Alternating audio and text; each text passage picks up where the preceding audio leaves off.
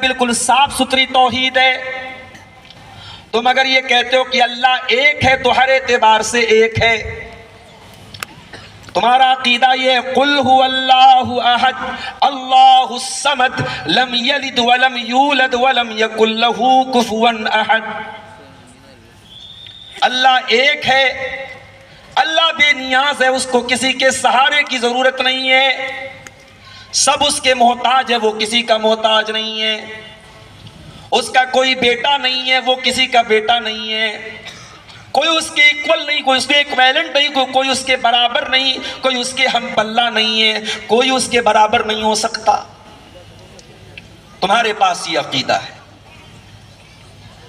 میرے پیارے ساتھیوں, علامہ اقبال نے کہا تھا چمی گویم مسلمانم بلرزم کے دانم مشکلات لا الارا. فارسی میں کہا تھا انہوں نے کہ جب میں کہتا ہوں لا الہ الا اللہ تو میں کانپ جاتا ہوں. جب میں کہتا ہوں کہ میں مسلمان ہوں تو میں کانپ جاتا ہوں, کیونکہ میں جانتا ہوں اس کلمے کے تقاضے کیا ہیں, یہ کلمہ ہم سے کیا چاہتا ہے. یہ صرف زبان سے کہے جانے والا کوئی سینٹنس نہیں ہے, کوئی ورڈ نہیں ہے. جب آپ لا الہ الا اللہ کہتے ہیں تو آپ یہ عقیدہ بیان کرتے ہیں کہ میرا سر جھکے گا تو اللہ کے آگے جھکے گا. میرا مشکل کشا, میرا غریب نواز, میرا دستگیر, میری بگڑی بنانے والا, مجھے شفا دینے والا, میری مشکلیں دور کرنے والا, میری بیماری میں مجھے شفا دینے والا اگر کوئی ہے تو وہ اللہ ہے. یہ کلمہ آپ کے عقیدے کو ریپرزنٹ کرتا ہے, آپ کے عقیدے کو پیش کرتا ہے. میرے پیارے ساتھیوں, مسلمان توحید کو مانتا ہے, اور میں یہاں پر یہ بتا دوں کہ توحید ہی انسان کا نیچرل مذہب ہے. انسان توحید ہی پر پیدا ہوا ہے. فطرت اللہ التی فطر الناس علیہا. جب بچہ ماں کے پیٹ سے پیدا ہوتا ہے, جب ایک بچہ دنیا میں آتا ہے, اللہ کے پیارے نبی فرماتے کل مولود یولد علی الفطرہ. بچہ توحید پر پیدا ہوتا ہے, بچہ ایک اللہ کا ماننے والا پیدا ہوتا ہے. اس کے ماں باپ اسے یہودی بناتے ہیں, اس کا ماحول اسے توحید سے شرک کی طرف لے کے جاتا ہے, ورنہ بچہ پیدا ہوتا ہے تو نیچرل آواز توحید کی ہوتی ہے. میرے پیارے ساتھی, اسی لیے جو نیچر کے اوپر غور کرے گا, جو یونیورس کے اوپر غور کرے گا, وہ توحید تک پہنچے گا.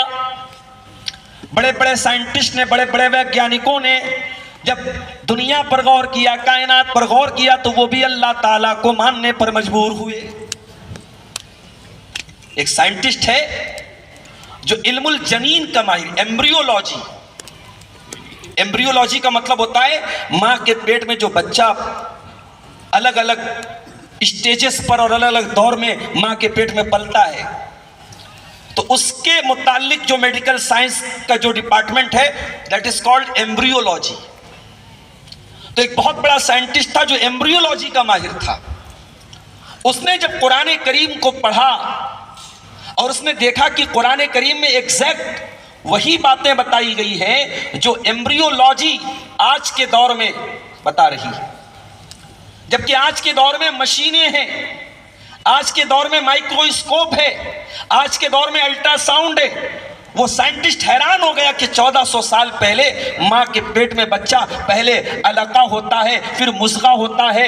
یہ ساری باتیں محمد رسول اللہ کو کس نے بتائی؟ اس نے ریاض میں ہونے والی کانفرنس میں اس سائنٹسٹ نے کہا کہ مجھے یقین ہے یہ باتیں اللہ نے بتائی تھی.